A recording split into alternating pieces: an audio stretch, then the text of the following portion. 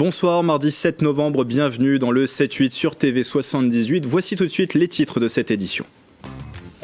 Après 9 jours d'attente dans le port du Havre, c'est enfin parti. La Transat Jacques Vabre a démarré ce matin pour la catégorie IMOCA. Le départ de la course de voile transatlantique en duo avait dû être reporté en raison des tempêtes Ciarán et Domingos. Parmi les participants qui ont pris la direction de la Martinique, deux Yvelinois, Louis Burton et Éric Bellion. La MAP Terrain Vague fête cette année ses 15 ans d'existence à Guyancourt. AMAP pour Association pour le maintien d'une agriculture paysanne. En clair, des consommateurs se réunissent pour acheter des produits frais et de saison en circuit court à des producteurs locaux, un mode de fonctionnement qui profite à tous. Explication. Les Yvelines à la sauce américaine, le département compte plusieurs clubs où il est possible de pratiquer la country, une danse qui rassemble et qui est accessible à tous les âges. Cette passion a réuni près de 150 adeptes à plaisir samedi dernier à l'occasion d'un bal-concert organisé par l'association Cowboy Hat Dancers.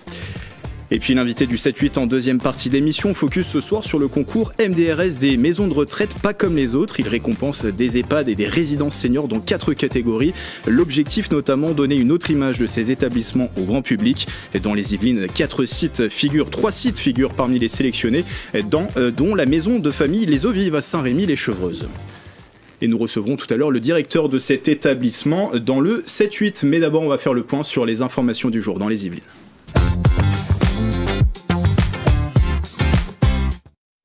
Et c'est avec vous Mathilde Francou, bonsoir. Bonsoir Grégory. Et on débute avec cette information sportive. Après plus d'une semaine d'attente, c'est enfin parti pour les bateaux IMOCA de la Transat Jacques Vabre. Et oui, après 9 jours d'attente en raison des mauvaises conditions climatiques liées aux tempêtes Ciarán et Domingos, les IMOCA ont enfin pris le départ du Havre ce matin, direction la Martinique. Conséquence pour cette catégorie, le tracé a été réduit pour cette 30e édition. Les bateaux laisseront à tribord l'île de Santa Maria. Parmi les 80 skippers, 2 Yvelinois, le rambolitain Louis Burton pour sa 7e transat fait équipe avec Davy Baudard sur Bureau-Vallée. De son côté, le Versaillais Éric Bellion pour sa 2e participation est accompagné du skipper Martin Lepape sur Stand As One. À 17h, Bureau-Vallée pointé à la 4e position. De son côté, Stand As One est 22e. On suivra bien sûr la traversée de nos skippers yvelinois. Un coup de tonnerre à présent dans le monde du football yvelinois. Oui, c'est une information de nos confrères du Parisien. Laurent Perlade n'est plus l'entraîneur du FC Versailles. Il a été écarté de l'équipe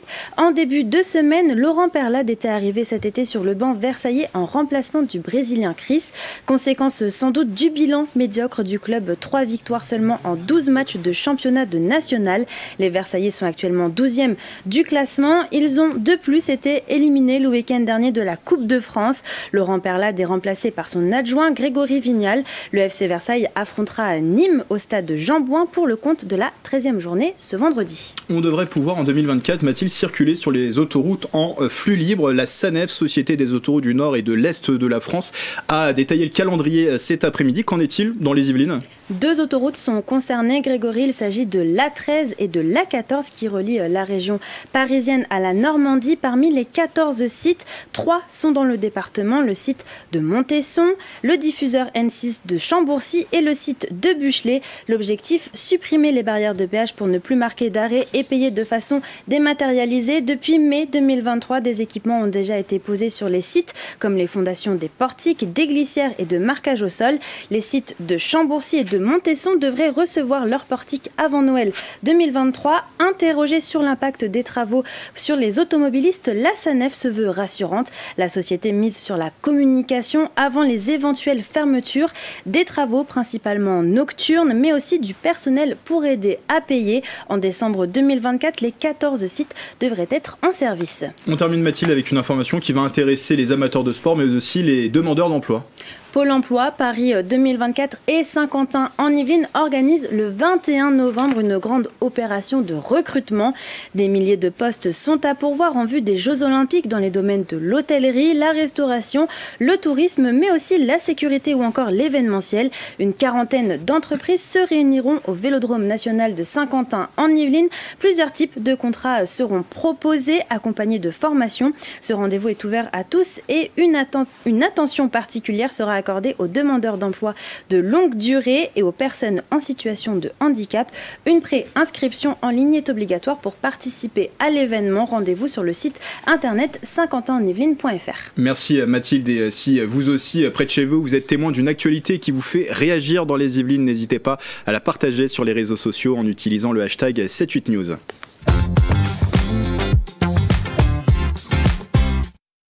15 ans d'existence pour Terrain Vague à Guyancourt. C'est une association qui est une AMAP. Elle œuvre pour le maintien d'une agriculture paysanne en Ile-de-France.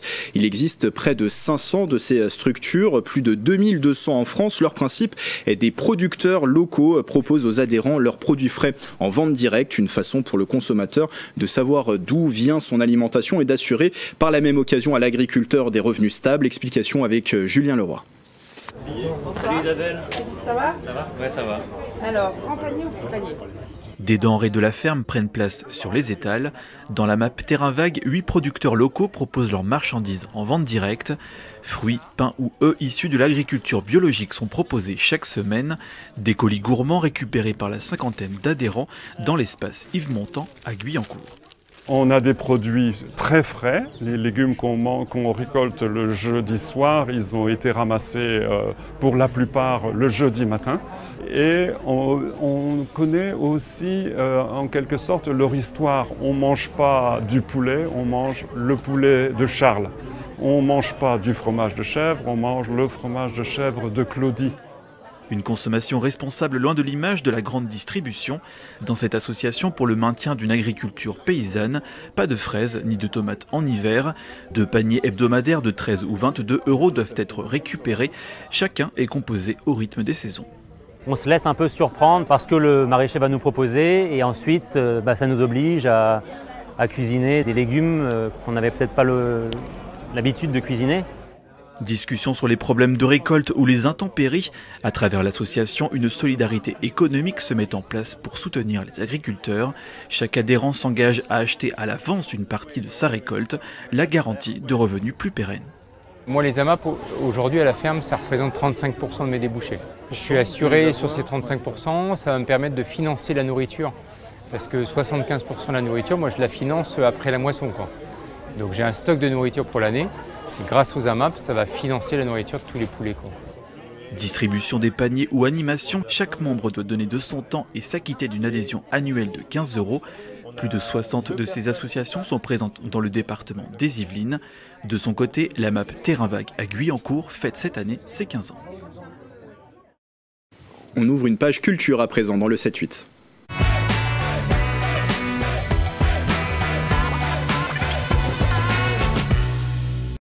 Un nom qui ne vous dit peut-être rien, Noël Coipel, et pourtant ce peintre fut l'une des figures marquantes sous le règne de Louis XIV. Pour rendre hommage à cet artiste méconnu du grand public, le château de Versailles lui consacre une exposition au Grand Trianon. Elle est à voir jusqu'au 28 janvier. Anne-Sophie Moudéquier et Julien Leroy. Il était un contemporain de Louis XIV, Noël Coipel, artiste peintre du XVIIe siècle. Né en 1628 et mort en 1707, il laisse derrière lui une longue carrière de 79 ans. Tout au long de sa vie, il mettra son talent au service du roi Soleil et de l'Église. C'était vraiment un des peintres importants qui a la carrière académique qu'apprécie tout grand peintre du XVIIe. Il peint son morceau de réception pour rentrer à l'Académie, puis professeur, puis directeur de l'Académie de France à Rome, puis directeur même de l'Académie royale de peinture et de sculpture à Paris. Donc une très belle carrière d'un point de vue officiel. Fondateur d'une dynastie de peintres, Noël Coipel brille dans plusieurs domaines. Peinture sur chevalet, peinture murale, ce qui fera de lui l'un des peintres les plus influents de son siècle. C'est sa rencontre avec Charles Erard qui le fera travailler au château. Il s'occupera essentiellement des grands décors, notamment ceux de la chambre du roi. Lorsqu'Erard, Charles Erard, aura été écarté par Charles Lebrun, en l'envoyant comme directeur de l'Académie de France à Rome, comme ça bien loin de Paris et de Versailles, Coipel va passer sous la houlette, si je puis dire, de Charles Lebrun et aura 2 salons à décorer dans le grand appartement du roi. Du Parlement de Bretagne à Rennes, aux demeures royales, c'est seulement à la fin de sa vie qu'il s'occupera des Invalides. Certaines de ses œuvres ont aujourd'hui disparu. Il reste néanmoins plusieurs grands décors comme le tableau La Rosée. Ici, c'est un des tableaux de la série d'Hercule. Il reçoit cette commande en 1688. Il mettra beaucoup de temps à la peindre, à tel point qu'en fait, l'ensemble ne sera pas mis en place au Trianon sous bois, qui est une des ailes du Grand Trianon. Des tableaux d'exception pour un palais d'exception, exposés dans un décor qu'il a lui-même réalisé. À travers une sélection de 90 œuvres uniques, l'exposition retrace l'histoire de la peinture de l'artiste dans un décor royal. Celle-ci durera jusqu'au 28 janvier 2024. Les Yvelines, réservoir de talents humoristiques. Certains grands noms de la scène ont fait leur début ici dans le département. Pour que les nouveaux talents puissent se tester, des artistes de Houdan ont lancé en 2018 le 7-8 Comedy Club. Aujourd'hui, il en est à sa 6e saison. Changement de lieu, changement de formule. Le point avec l'un de ses cofondateurs interrogé par Mélanie Poquet.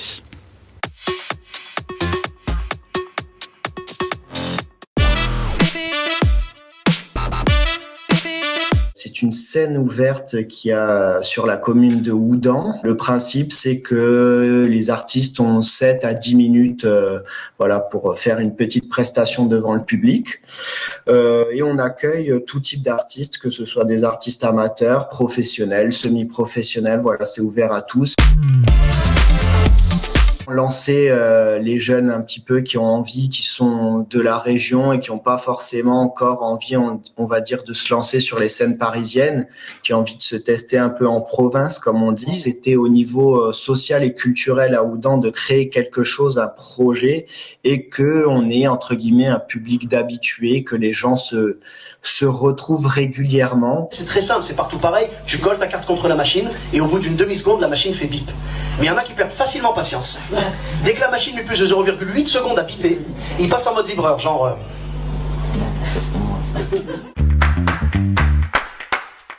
On a retrouvé un nouveau lieu, donc qui est le restaurant La Poularde à Houdan. Depuis 2 saisons, on a réduit le nombre d'artistes à 6 plutôt que 8. Et tout simplement pour que la deuxième partie soit un peu plus légère, et parce qu'on sait qu'on est le jeudi soir quand même. L'entrée est totalement gratuite, on a la réservation obligatoire pour qu'on sache le nombre de personnes qui se présentent. Mais ensuite il y a une sortie au chapeau, ce qui nous permet de rémunérer les différents artistes au chapeau.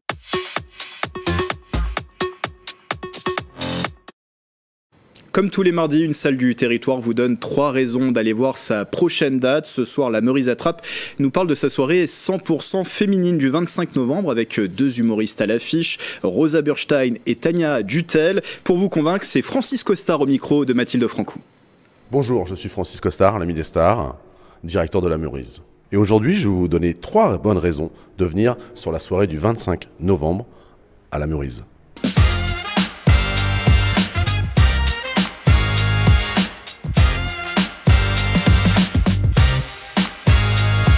La première de ces raisons, c'est la journée de lutte contre les violences faites aux femmes. Et là, c'est important d'y être et de montrer notre soutien à cette noble cause. Deuxième chose, 2 artistes qui sont en train de monter, grimper dans l'humour, Tania Dutel et Rosa Bernstein. Troisième raison, mais ce soir-là, vous n'avez rien d'autre à faire.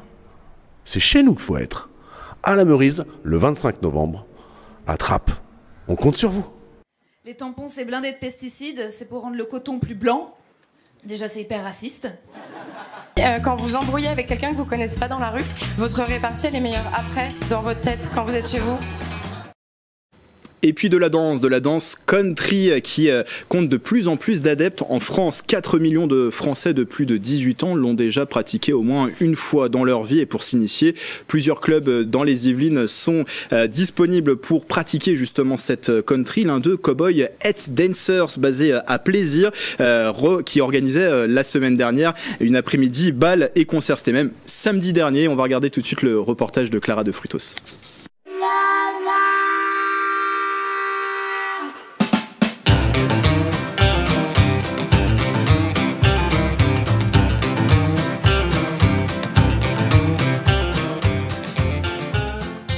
Ambiance à l'américaine en plein cœur de Plaisir. Ce jour-là, ils sont près de 150 passionnés munis de leurs chapeaux et de leurs Santiago pour danser la country. Pour les accompagner, les musiciens de Rocking Chair. Et c'est le partage entre les élèves, entre tout le monde. Nous, on est bénévoles et on partage notre savoir et on partage toutes les soirées ensemble. Et ça, c'est génial. Celle qui est à l'initiative de ce rendez-vous, c'est elle. Lily Levallois, véritable enfant des westerns, elle a créé Cowboy Hat Dancer en 2009 pour partager sa passion. Aujourd'hui, l'association compte 52 adhérents. On a des gens qui viennent de Chartres aussi, qui viennent de toute la région parisienne, du 95, du 60, de partout. Ça plaît énormément. On commence jeune et on finit. J'ai eu des personnes qui avaient 78 ans, jusqu'à 78 ans, et des jeunes de 6 ans. Donc vous voyez, tous les âges. Tous les âges se retrouvent autour de la danse country, une activité que tout le monde peut pratiquer. C'est l'ambiance, les amis, on fait travailler la tête, on fait travailler les jambes. De la joie parce que c'est... Et en plus on a un petit groupe de copains donc c'est bien. Franchement c'est dynamique et si vous voulez bouger, venez ici. Depuis plusieurs années, la country suscite un véritable engouement. Selon un sondage IFOP publié en 2019, 4 millions de personnes de plus de 18 ans l'ont déjà pratiqué au moins une fois en club. La country, ça représente une certaine liberté quand même. Voilà. C'est la liberté, la convivialité, et puis connaître du monde, voilà. C'est comme une famille presque. Si vous aussi vous souhaitez découvrir la country, Cowboy Hat Dancer propose une adhésion de 170 €.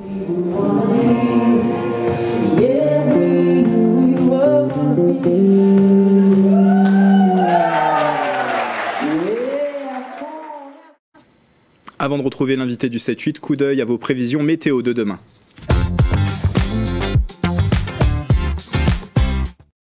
De la grisaille au menu de votre matinée de mercredi. Dans les Yvelines, il fera 8 degrés dans la partie centre du territoire, 9 degrés au nord et 7 degrés dans la moitié sud. L'après-midi, la pluie se joint à la partie. Ça devrait également souffler fort. Des rafales de vent pourront atteindre les 65 km/h.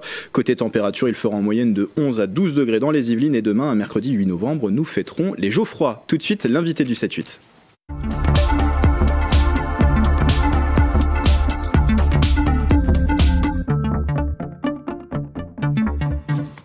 Des maisons de retraite pas comme les autres, le concours MDRS distingue des EHPAD des résidences seniors à travers toute la France. 68 établissements sont sélectionnés pour cette 6e édition du concours et le tout dans 4 catégories. Dans cette liste, on retrouve 3 sites dans les Yvelines. On va les voir s'afficher. La Villa des Aînés à Bonnières-sur-Seine pour la thématique Incroyable talent EHPAD, Corian-Clairefontaine dans la catégorie Mission 1 possible EHPAD et la Maison des Familles Les Eaux Vives à Saint-Rémy-les-Chevreuse pour une équipe formidable EHPAD. Et pour désigner les vainqueurs, vous avez jusqu'au 30 novembre pour voter pour vos établissements préférés. C'est via le site qui va s'afficher, ça y est, il s'affiche en bas de l'écran. Bonsoir Jean-Baptiste Moreau. Bonsoir. Vous êtes vous le directeur de la Maison des Familles Les Eaux Vives située à Saint-Rémy-les-Chevreuses. Alors l'EHPAD, je le disais, est sélectionné dans ce concours dans la catégorie une équipe formidable. Le fait de figurer dans cette sélection, ça vous fait quoi ? Alors, à chaque fois, c'est une fierté. C'est la 4e année consécutive dans laquelle on figure dans cette sélection. On a remporté, du coup, il y a 2 ans, le trophée. Et du coup, chaque année, c'est un challenge pour les équipes d'être à nouveau sélectionné dans ce concours MDRS qui récompense des initiatives originales dans notre secteur. On va en parler dans un instant. Et vous aviez été primé aussi dans cette catégorie-là ? C'était pas les mêmes catégories. Donc ça change chaque année. Alors présentez-nous l'EHPAD, un peu la carte d'identité, combien de résidents, combien de personnes composent le personnel ? Alors du coup cet EHPAD donc, qui est à Saint-Rémy-les-Chevreuses accueille 86 résidents et il y a une équipe de à peu près 70 personnes. Alors dans votre argumentaire sur le site du concours MDRS, vous dites être un lieu d'accueil bienveillant, convivial et ouvert sur l'extérieur et l'actualité. Votre établissement se veut être un lieu de partage. Parlez-nous de ces valeurs et est-ce que c'est aussi pour ça, à votre avis, que ça fait la différence pour être sélectionné de nouveau cette année ? Alors de toute façon, ce qui est important dans notre secteur, c'est véritablement que l'EHPAD soit une vraie équipe, du directeur jusqu'à la cuisine, aux agents techniques, aux agents hôteliers et aux soignants. C'est cette magie, cette symbiose qui fait qu'il y a un esprit et un véritable esprit d'équipe pour prendre en charge les résidents.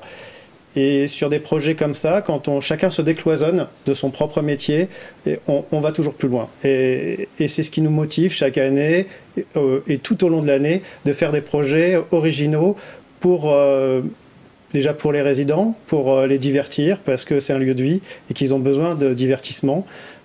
Et pour les équipes, pour partager des moments conviviaux, parce que c'est avant tout un lieu de vie et qu'on ne peut pas imaginer un lieu de vie sans moments conviviaux, sans faire la fête. Et nous, c'est un peu notre ADN. Alors, un projet justement à l'occasion de la Coupe du Monde de rugby qui s'est achevée il y a peu. Bon, on ne va pas parler des résultats de la France qui peuvent encore faire mal à certains, mais vous avez en tout cas réalisé une vidéo qui met en scène résidents et personnel de l'EHPAD. Vous avez revisité un match de rugby justement entre le 15 de France et les All Blacks de la Nouvelle-Zélande. On va en regarder tout de suite un extrait.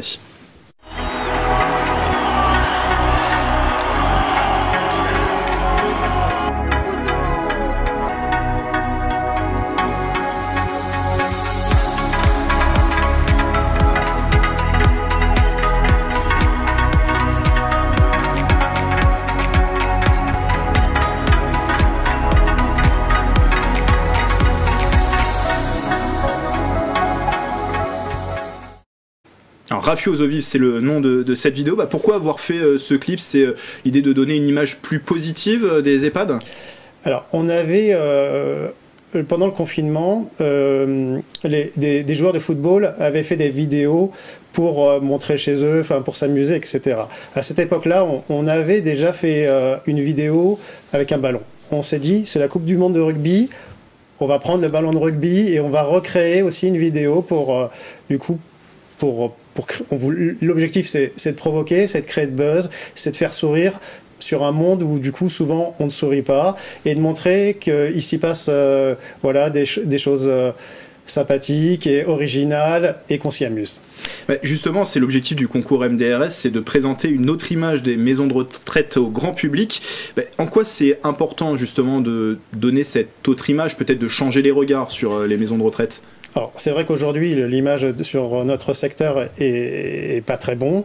C'est à cause du livre Les Fossoyeurs qui est sorti en 2022 qui dépeignait justement des cas de maltraitance dans des maisons de retraite. C'est plus compliqué que ça. C'est un secteur en crise pour multiples raisons. Et aujourd'hui, la meilleure manière de répondre, c'est de montrer les actions positives et de garder pour les résidents et puis aussi pour les collaborateurs qui sont aujourd'hui courageux d'être toujours engagés dans un secteur qui est difficile, de fédérer tout le monde autour de projets, de convivialité, de plaisir et qui se transmet. En fait, pendant le Covid, le virus se transmettait, mais là, le bonheur, en fait, il se transmet aussi et c'est important de le partager et que les sourires se communiquent. Le monde du rugby, tout le monde n'est pas forcément passionné, mais de s'amuser, en revanche, tout le monde y a adhéré. Ils ont été très vite volontaires, les résidents ? Oui, ils sont toujours très volontaires pour s'amuser et puis pour partager avec les équipes des moments sympas et ils sont toujours partants. Et les retours que vous avez eus sur la vidéo ? Les retours sont excellents. On a dans le monde du rugby dans le sud-ouest, la vidéo a été énormément partagée. On a eu beaucoup de messages positifs qui évidemment encouragent les équipes à continuer et les résidents. Pour eux, c'est quelque chose de flatteur, ils en parlent avec leur famille. En fait, ils existent.